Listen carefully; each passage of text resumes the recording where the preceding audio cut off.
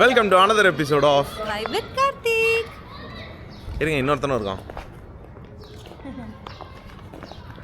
This is gonna be a very special episode, very close to my heart.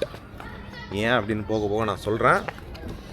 S, so ஒரு Sunday evening மேட்ச்லாம் முடிச்சுட்டு வந்து அச்சு போட்ட மாதிரி முதுகு வலிக்குது எல்லா பக்கமும்.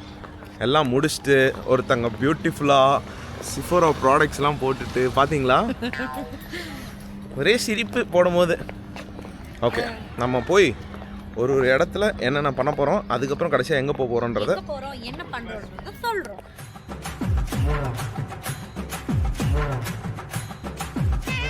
இப்போ எங்கே போகிறோம் அப்படின்னு பார்த்தீங்கன்னா, மோனியோட வீட்டுக்கு. எதுக்கு அப்படின்னு பார்த்தீங்கன்னா, ஆல்ரெடி உங்கள் எல்லாருக்குமே தெரிஞ்சிருக்கும், அவள் சேனல் ஃபாலோ பண்ணுறவங்களுக்கு, இல்லை தெரியாதவங்களுக்கும் சொல்கிறேன். எஸ், என் தங்கச்சி வந்து ஒரு ஒரு ஒரு சூப்பரான ஒரு வேலை வாங்கியிருக்கா. இது ஏன் அவ்வளோ ஸ்பெஷல் அப்படின்றது வந்து பர்சனலாக எனக்கும் எங்கள் வீட்டில் இருக்க எல்லாருக்குமே வந்து தெரியும். பிகாஸ் அவள் துபாய் வர்றதுக்கான ஒரு மெயின் ரீசன் வந்து நான் என் கூட என் பக்கத்தில் இருக்கணும், அப்பப்போ மீட் பண்ணிக்கணும். ஐ மீன் மாப்பிள்ளையும் நானும் நிறைய டிஸ்கஸ் பண்ணுவோம். எப்படின்னா கெரியர் வைஸ், ஃப்யூச்சர் வைஸ் அவங்களுக்கு நல்லாயிருக்கும். அந்த இதெல்லாம் வந்து அவருக்கு என்கிட்ட கேட்டார், கரெக்டாக இருக்குமாங்கன்ட்டு. ப்ளஸ் அவரோட ஓன் கால் அது.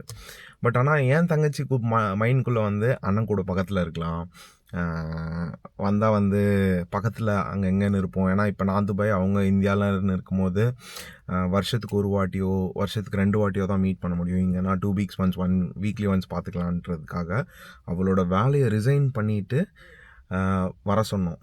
நானும் மாப்பிள்ளையும் சேர்ந்து தான். அதில் என்னோடய பங்களிப்பு ரொம்ப மேஜர்னு சொல்லுவேன். ஏன்னா நான் வந்து ரொம்ப நம்புவேன், ஒரு விஷயம் கண்டிப்பாக நடக்கும், என்ன ஆனாலும் நடக்கும், தைரியமாக பண்ணு அப்படின்ட்டு. ஸோ போன வருஷம் மே வந்து அவளோட லாஸ்ட் ஒர்க்கிங் டே 2025. இப்போ வந்து நம்ம இருக்கிறது ஏப்ரல் எண்டில். ஆல்மோஸ்ட் 1 year வந்து வேலை இல்லாமல் பயங்கர ஸ்ட்ரகிள். விச் இஸ், என் தங்கச்சி நான் இவ்வளோ டவுனாக வந்து பார்த்ததே கிடையாது.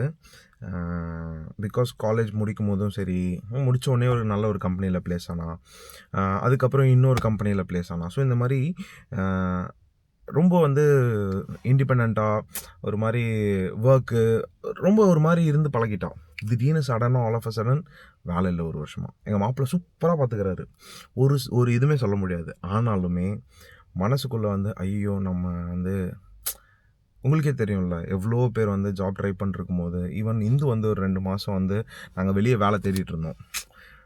நமக்குள்ளே க்ரியேட் ஆகிற அந்த செல்ஃப் டவுட்டாக இருக்கட்டும் சரி, நிறைய விஷயங்கள் வந்து நம்மளை வந்து அப்படியே அழுத்திரும். அந்த மாதிரி கடந்த ஒரு ஃபஸ்ட்டு ஒரு 2-3 மாதம் பெருசாக தெரியல எங்கள் யாருக்குமே. கிடச்சிரும், அப்ளை பண்ணிட்டுருந்தோம், பார்த்துக்கலான்ட்டு. பட் ஒன்ஸ் ஒரு 3-4 months தாண்டினதுக்கப்புறம் ரொம்ப மிசரபிளாக இருந்தது எங்கள் எல்லாருக்குமே. அந்த டைம் ரொம்ப ஸ்ட்ரகிள் பண்ணான் என் தங்கச்சி ஸ்பெசிஃபிக்காக. நிறைய அழுக. எனக்கு சமாதானப்படுத்த வார்த்தைகள் இல்லை. ஏன்னா நான் வந்து ரொம்ப பாசிட்டிவாக இருக்கணும், எல்லா விஷயத்துலையும் அப்படி இருக்கணும்னு நான் என்னை சுற்றி இருக்கவங்ககிட்டையும் சொல்லி பழக்கம். நானும் அதை நம்புகிறவன்.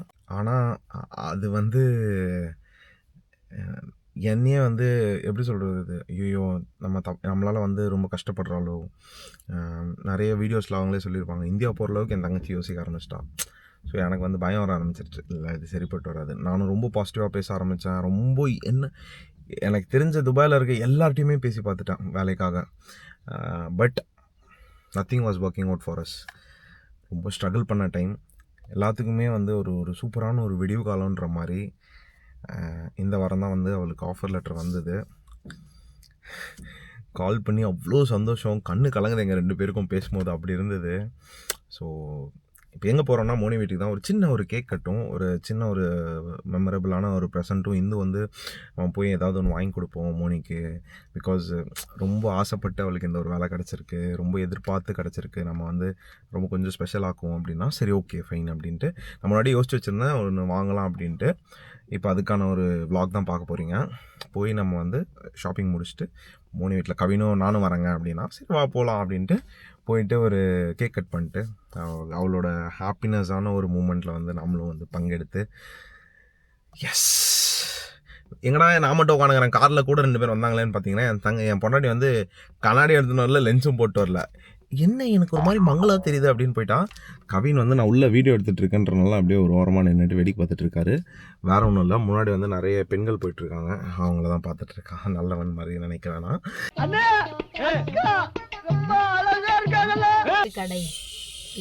லைட்டா பசிக்குது, சமோசா வேணும், சாப்பிட்டுட்டே பேசலாமா அப்படின்ற மாதிரி இப்போ சமோசாக்கு கவின் அனுப்பியிருக்கோம்.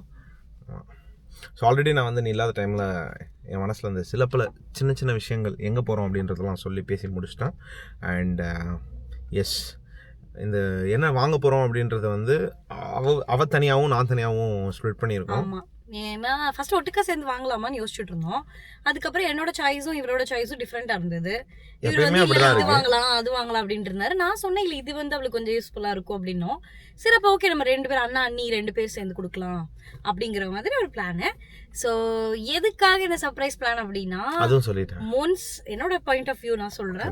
மோனிஷா வந்து ரொம்ப ஹார்ட் ஒர்க் பண்ணா. நிறைய டைம் வந்துட்டு டவுனா இருந்த டைம்லலாம் இவர் மாப்பிள்ள எல்லாரும் கூப்பிட்டு பேசி அவளை வந்து ரொம்ப என்கரேஜ் பண்ணாங்க. நானும் அவளை கூப்பிட்டு சில டைம் என்ன பண்றேன் ஏது பண்றேன் என்னால் முடிஞ்ச ஒரு மோட்டிவேஷன் அவளுக்கு கொடுத்துருக்கேன். ஆனால் அவளுக்கு அந்த ஒரு பாஸ்ட் ஃபியூ மந்த்ஸ் வந்துட்டு அவ்வளோ ஈஸியாக இல்லை, ரொம்ப வந்துட்டு கஷ்டப்பட்ட மாதிரி இருந்தது. கஷ்டப்பட்டா அவள். அதனால எங்களுக்கு வந்து சரி அவள் இப்போ கொஞ்சம் ஹாப்பியாக இருக்கான்ற போது பார்க்கும்போது ரொம்ப சந்தோஷமா இருக்கு. இதே மாதிரி அவள் வந்துட்டு எல்லாத்துலேயுமே வந்துட்டு ஹார்ட் ஒர்க் பண்ணி எல்லாமே வந்து 1 by 1 அச்சீவ் பண்ணிட்டு போகணும் அப்படிங்கிறது தான் இவரோட ஆசையும், என் ஆசையும், கவினோட ஆசையும். வாங்க, என்ன வாங்கிட்டு வந்தீங்க? கையில் கொடுங்க. அது கை கொடு, அந்த பக்கம் பார்த்துட்டேன். 90s கிட்ஸ்கான milk Bikis. ஒரு காலையில அந்த டம்ளர் ஃபுல்லா காஃபி வச்சு சின்ன வயசுல சொல்லிட்டேன். நாங்க திருப்பி திருப்பி சொல்லுவோம், 90s கிட்ஸ் ஆகிய நாங்கள் பதிவு பண்ணிக்கொண்டே இருப்போம். வீடு மிஸ் ஆகிது போல. அதனால ஒரு நல்ல விஷயம் என்னன்னா, கவின் நெக்ஸ்ட் ஒரு 10 daysல ஊருக்கு போறான். ஏ கவின், நானும் நம்பிட்டு இருக்கேன், கண்டிப்பா போக கவின். சோ ஆமா, அதனால வந்துட்டு சரி வந்து நாங்கெல்லாம் போய் அவளுக்கு ஒரு கேக் கட் பண்ணி அவளை பூஸ்ட் அப் பண்ணோம்னா இனி வந்து இன்னும் அவ கொஞ்சம் புஷ் பண்ணி ஹார்ட் ஒர்க் பண்றதுக்கு அவளுக்கு கரெக்டா இருக்கும். ஆமா, ஏன் கவின் பே பண்றீங்க? இந்த மாதிரி பழக்கம்லாம் யாரும் உங்களுக்கு சொல்லி கொடுக்கறது? ஆமா, கரெக்ட் தான். சோ அதுக்காக தாங்க இப்போ நாங்க வந்து இப்போ கொஞ்சம் பேச மாட்டோம், ஏன்னா உங்களுக்கே தெரிஞ்சிடும். நான் வந்து இல்ல பிரேக் சமோசா அதுக்கப்புறம் பேசலாமா? என்ன சொல்ற? இருங்க வரோம், இருங்க, சாப்பாடு பை. என்ன வடையா? மசால் வடையா? நாங்க லொகேஷனுக்கு வந்துட்டோம். எஸ் வந்துட்டோம். ஸோ நான் எங்கே விட்டேன்? எங்கேயோ சமோசாவில் விட்டோம். ஏய், ஸோ அதனால் வந்துட்டு இந்த பாஸ்ட் ஃபியூ மந்த்ஸ் வந்து அவளுக்கு அது வந்து கொஞ்சம் ரொம்ப ஃபீல் பண்ணிகிட்டு இருந்தா. அவளுக்கு அந்த ஆஃபர் கிடைக்கல. அவள் யூஸ்வலாகவே வந்து கோயம்புத்தூரில் இருக்கும்போது வந்து வேலை செய்கிறது, வெளியே போகிறது அப்படியே இருந்து பழகிட்டான். வீட்டுக்குள்ளேயே இருக்கிறது அவளுக்கு பிடிக்கவே இல்லை. அது ரொம்ப சொல்லியெல்லாம் ஃபீல் பண்ணா எங்களுக்கு. அது ரொம்ப கஷ்டமாக இருந்தது. ஸோ இப்போ ஃபைனலி அவளுக்கு ஒரு ஆஃபர் வந்திருக்குங்கும் போது அதை வந்து பிரம்மாண்டமாக கொண்டாடலைனாலும் அட்லீஸ்ட் ஒரு கேக் கட் பண்ணியாச்சும் கொண்டாடணும்னு எங்களுக்கு ஆசை. எனக்கு கால் பண்ண அன்றைக்கே நான் அவளும் இவளுக்கு கூப்பிட்டு சொல்லும் போதே அன்றைக்கே போகலான்ற பிளானில் இருந்தோம். ஆனால் எனக்கு வந்து ரொம்ப லேட் ஆகுது ஈவினிங்கில் வரும்போது. இவன் என்ன சொன்னான்னா, நம்ம அட்லீஸ்ட் போனோம்னா கொஞ்சம் நேரம் உட்காந்து பேசுகிற மாதிரி இருக்கணும். ஆமாம், வீக் டேஸில் போனால் அறக்க பறக்க வர மாதிரி இருக்கும். ஸோ வீக்கெண்ட் போயிட்டு வந்துடும் அப்படின்னா, அதனால தான். ஆனால் இவ்வளோ நாளாக நாங்கள் வந்துட்டு அவளுக்கு என்ன கிஃப்ட் வாங்குறது அப்படின்ட்டு அதைவே யோசிச்சு ஒன்றும் புரியல. நான் என்ன நினச்சேன்னா, அவளுக்கு ட்ரெஸ் ரொம்ப பிடிக்கும். அவளுக்கு கொஞ்சம் இந்த பெண் ட்ரெஸ் பிடிக்கும். அவளுக்கு இல்லை, பெண்ணுக்கு ட்ரெஸ் பிடிக்கும். கம்பெனி சீக்கிரத்தை வெளியே சொல்லாதடா. ஆமாம், கண்டிப்பாக அவளுக்கும் வந்து டிஃப்ரெண்ட் ட்ரெஸ்ஸஸ்லாம் வந்து ட்ரை பண்ணுறது ரொம்ப பிடிக்கும். அதனால் வந்துட்டு சரி ஓகே, நான் வந்து அண்ணின் சர்ப்ரைஸாக அவளுக்கு வந்து ட்ரெஸ் எடுத்து கொடுக்கலாம். நான் ஃபஸ்ட்டு பேக் தான் நினச்சேன். அப்புறம் இவர் தான் சொன்னார், பேக் வந்து அவள் அவ்வளோவா யூஸே பண்ண மாட்டா அப்படின்னாரு. நானும் அவ்வளோவா கேரி பண்ணி எங்கேயுமே பார்க்கல. சரி ஓகே அப்படி சொல்லிட்டு நான் இதை சூஸ் பண்ணேன். இவர் வந்து மூச்சு வாங்குது நடக்கும்போது. இல்லை இவர் வந்து இன்னும் சூஸ் பண்ணாமே இருக்காரு. நான் யோசிச்சு வச்சிருக்கேன், பார்ப்போம் எப்படி வந்திருக்குன்னு. ஓகே, ஸோ இதுதான் எங்களோட ஒரு குட்டி சர்ப்ரைஸ் டு மோனிஸ். நம்ம போய் ஷாப்பிங் முடிச்சுட்டு, ஷாப்பிங் கவனம் பண்ண பயப்படாதீங்க, அங்கே போய் பார்ப்போம். ஓ, முடிச்சிட்டாங்க இந்து அவங்களோட ஷாப்பிங். எங்கே காமிங்க? இப்போ ஆக்சுவலாக உள்ளே வச்சுட்டாங்க. நான் அவளுக்கும் எனக்கு ஒரு கிளிப், இது தென் வந்துட்டு 3 செட் ஆஃப் ட்ரெஸ் வந்து எடுத்திருக்கேன். இது ஒரு கலர், அப்புறம் இது ஒரு ஜீன், அது ஆல்ரெடி அவங்க பார்த்துட்டாங்க. அண்ட் இன்னொரு கலர் இருக்கு, சாண்டில் கலர். ஸோ நான் வந்து என்னம்மா வேணும்னு கேட்டேன். அவளே சொல்லிட்டா, எங்களுக்கு ட்ரெஸ்ஸு தான் சந்தோஷம்னா. சரி ஓகே நீ அதை எடுத்துருன்னாங்க. அடுத்து நம்ம கடைக்கு போவோமா? என்ன கொடுக்கலான்னு ரொம்ப யோசித்தேன். ஹேண்ட்பேக் வந்து அவளுக்கு பிடிக்காது பர்சனலாக. என்கிட்ட ஒரு வாட்டி சொன்ன ஞாபகம் இருக்குது எனக்கு. ஸோ அதனால் ஐ ப்ரிஃபர் ஒரு வாட்ச் வாங்கி கொடுக்கலாம் அப்படின்ட்டு நிறைய பார்த்தேன். ஃபாசிலில் வந்து ஒரு வாட்ச் செலக்ட் பண்ணி வச்சுருந்தேன். அது இங்கே இருக்கா அப்படின்னு பார்ப்போம். இருந்ததுன்னா அதே வந்து செலக்ட் பண்ணிட்டு போயிடுவோம், பார்ப்போம். ஸோ ஃபாசிலில் ஒரு 3 கலெக்ஷன் எடுத்து வச்சுருக்கேன். எனக்கு வந்து ரோஸ் கோல்டு ரொம்ப பிடிச்சிருக்கு, இதுவும் ரொம்ப பிடிச்சிருக்கு, அண்ட் இந்துக்கு இது ரொம்ப பிடிச்சிருக்கு. எனக்கு வந்து இதுவும் பிடிச்சிருக்கு, பார்த்தீங்கன்னா தெரியும். அதுவும் போட்டு காமி. அந்த இது சில்வரா? ஆமாம், சில்வரும் நல்லா இருக்கு, கிளாஸியாக இருக்கும். சில்வர்லாம் சில்வர் கிளாஸியாக இருக்குமா? ரோஸ் கோல்டுமே நல்லா தான் இருக்கும். உங்களுக்கு எது அவர்கிட்ட இல்லைன்றதுனால நான் சில்வர் சொன்னேன். இது 3ல் 1 எடுக்கணும். பாம்பே போறியா? அக்கா புக்கா வாங்க சின்ன வயசில் அதை போட்டு சொல்லுங்கள். இல்லை இல்லை, சரி ஓகே. மோனிகிட்ட இல்லாத கலரே எடுப்போம். Will go with this. கிளாஸியாக இருக்கும் சொன்னா கேளுங்க. இந்தோட செலெக்ஷன் தான் மோனி. ஓகே, அண்ணாக்கு வந்து இதுவும் பிடிச்சிருக்கு. இல்லை பரவாயில்ல, நீ சொன்ன மாதிரி இது கேஷியோ வச்சிருக்காவ. So let's go with. இது நீ நல்லா பாரு, இந்த ரோட்டு கடையில் அது அந்த கல்லு நிறைய வச்ச மாதிரி இருக்கு. இது பாரு, கல் எடுக்கிறதே தெரியல, நல்ல கிளாஸே தெரியுது. நல்ல நேரம் மட்டும்தான் மோனி உனக்கு, அதுக்கான அடையாளம் தான் இது. யோசிக்கலாம் நீங்கள் என்னடா பண்ணுறீங்க அப்படின்ட்டு. பட் ஆனால் ஒரு டைமும் நீ இந்த வாட்ச் கட்டி பார்க்கும்போது உன் மண்டையில் எந்த நெகட்டிவ் தாட்ஸும் வரக்கூடாது. வாழ்க்கை ஃபுல்லாக வந்து என்னென்ன சொல்கிறான் பாருங்க. ஹார்ட் ஒர்க் பண்ணி, சாரி ப்ரோ, சிஸ்டருக்கு வேலை கிடச்சிருக்கு.